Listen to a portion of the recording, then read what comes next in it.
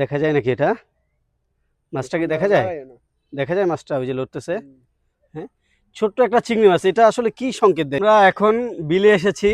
এখানে যেটাকে আমরা গ্রাম্য ভাষায় বলি চাই। চাই পেতেছে। এখন আমরা চাইতে উঠাই দেখবো কোনো রকম মাছ বেঁধেছে কিনা। চাইটা উঠে একটু এই পাশে নিয়ে আসো।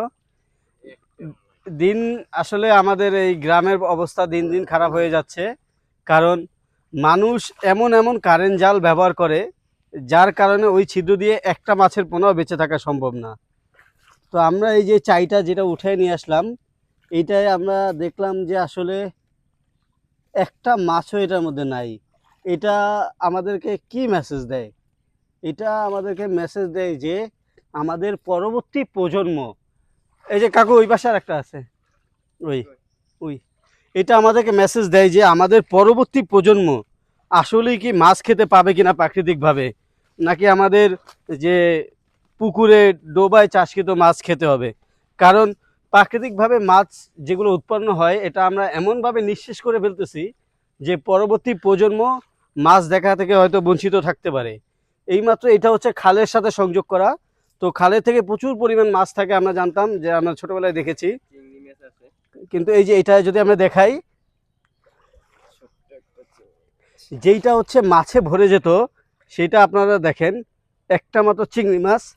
ওটাকে একটু লাড়া দেই, আমি মোবাইলটা রেখে দেই, দাঁড়ান। দেখা যায় নাকি এটা? মাছটা কি দেখা যায়? দেখা যায় মাছটা ওই যে লড়তেছে। হ্যাঁ, ছোট্ট একটা চিংড়ি মাছ। এটা আসলে কি সংকেত দেয়? যেখানে আগে এই চাই পাতলে বা কোথাও আমরা জানতাম, মানুষের মুখে মুখে শুনছি যে গ্রামে আসলে মাছ কখনো, যারা বরিশাল অঞ্চলের বিশেষ করে দক্ষিণ অঞ্চলের মানুষ, তাদের কারণেই তো মাছে ভাতে বাঙালি বলা হতো। তারা আসলে কখনো মাছ কিনে খেত না, কারণ এই যে পুকুর, খাল, ডোবা, নালা প্রচুর পরিমাণ মাছ পাওয়া যেত, যা দিয়ে অনায়াসে তারা তাদের মানে চাহিদা পূরণ করতে পারতো। কিন্তু এই যে বিভিন্ন রকমের চায়না জাল এগুলো আবিষ্কার হওয়ার পর একটা ছোট মাছের কণাও বেঁচে যায় না। কাকু এটা তুমি আবার এই যে জায়গা মতো পেতে রাখো, কারণ দিন শেষে যদি দুই একটা বাদে ওইটা দিয়ে চাহিদা পূরণ করা সম্ভব হবে।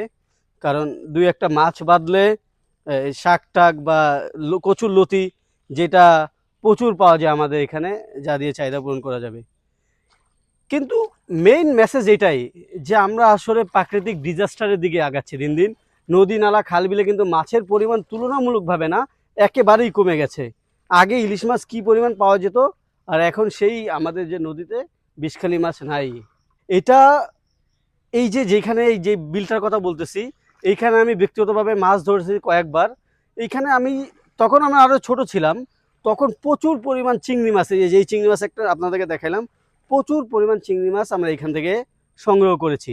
কিন্তু এখন দেখেন যেই চাই আমরা পেতেছি, এই চাই আমাদের সময় পারতাম আমরা প্রচুর পরিমাণ, যেটাকে বলা হয় গলদা চিংড়ি, ওই গলদা চিংড়িগুলো বাড়তো। কিন্তু এখন মাছ এমন পরিমাণ কমে গেছে যে এতে আর মাছই বাঁধে না। তো আমরা আসলে বলতে চাই যে পরবর্তী প্রজন্মের জন্য প্রাকৃতিকভাবে উৎপন্ন যে দক্ষিণ অঞ্চলের মাছগুলো, যেগুলো আমরা নদীর মাছ বলে খুব রসালোভাবে খাই, যে খুবই মজাদার মাছ নদীর মাছ, এটা থেকে আসলে পরবর্তী প্রজন্ম বঞ্চিত হবে।